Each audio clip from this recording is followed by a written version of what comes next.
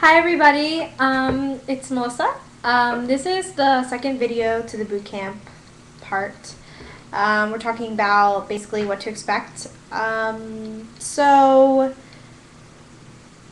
my hair is bothering me.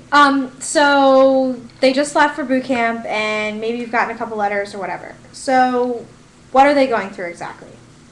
Well, the way that Marine Corps Boot Camp is designed is to actually break down who they are, because you have all these people coming from all different parts of the country, different cultures, different languages, maybe different value systems, the way they were raised, and you have to get them all to think the same way. So you have to break them down and build them back up. So there's 3 phases of boot camp.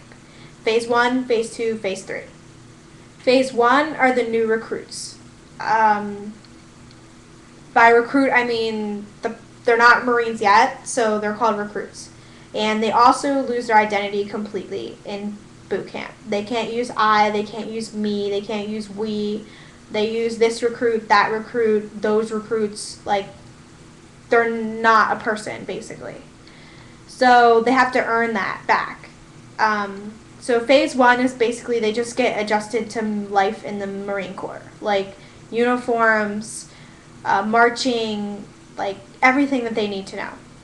Then the second phase is like really where they learn everything. So like how to shoot, how to swim, how to do all that kind of stuff that they need to do.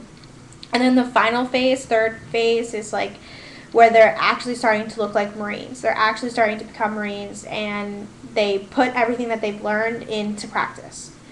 So it's a 12-week training camp, I guess. And during those 12 weeks, they'll go from a civilian to a Marine. The 13th week, because they say it's 13 weeks, consists of like receiving, which is what happens when they first get there. They go, they stay up a lot, they get haircuts, shots, they do their initial strength test, everything that needs to be done, and then they get like assigned to their squad bay. That's like where they live. And they live on a rack, or they sleep on a rack, which is your bed. It's like a bunk bed. And there's a lot of guys in the same room, and you learn all your rules and everything during receiving. After receiving, you have your 12 weeks of training, phase 1, 2, and 3, as I said before, and then you have the Cruicible of week 12. That is basically their test. That's basically everything that they've learned they put together. It's like 54 or 56 hours training. They hike or they rock. That's like rocking with all your pack and your heavy stuff. And they'll do that. And they stay up, they get like 4 hours of sleep and like 1 meal or something. So it's like a test of what it's really like to be deployed or to be out in the field.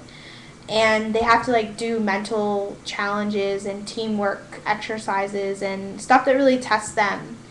When they finish that, the drill instructor will award them their Eagle Globe and Anchor, or their EGA pin.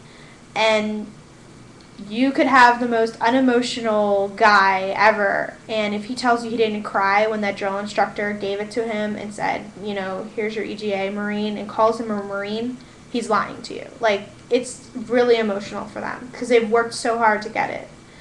Then sometimes at the end of that 12th week, they'll actually get a phone call, so make sure you have your phone on you all the time, because sometimes they do get special privileges. It's really rare. In the case that they get dropped from their platoon, like say swim week, they don't pass, so they have to go back a week and redo it, they'll be back with the platoon below them, or that came in after them. So that's a bad thing. It's not necessarily a terrible thing, but you really don't want that to happen. But you'll find out about that. You'll get a phone call. And then the next video will be all about graduation, which is like the best day ever, because that's the first time you see them in 3 months.